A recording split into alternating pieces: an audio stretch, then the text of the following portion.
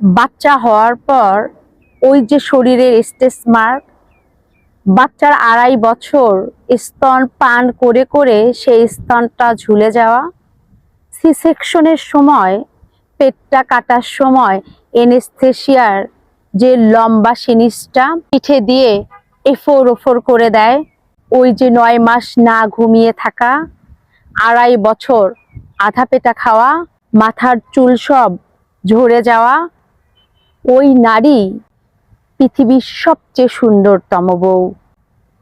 তার কাছে ঐশ্বরিয়া রাই কিচ্ছু না। ওই নারী পৃথিবীর সবচেয়ে সুন্দর নারী। যে ওই নারীকে সম্মান করতে পারবে না, সে তো মানুষই না।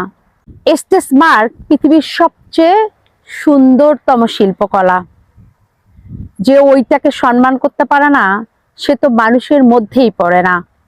আপনার বউয়ের শরীরটা একটু ঝুইলা গেছে, আপনার বউ মোটা হয়ে গেছে, আপনার বউয়ের হাঁটুতে ব্যথা কেন হইছে?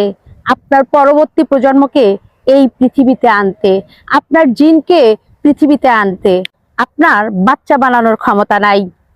তারপরও জীবনের সবকিছু সর্বস্ব ত্যাগ করে যে নারীটি এই পৃথিবীতে আপনার সন্তানকে আনলো, তাকে আপনি বলছেন মোটা হয়ে গেছো? দেখতে ভালো লাগে না? আল্লাহর রহমতকে অস্বীকার করিয়েন না, বেঈমানি করিয়েন না।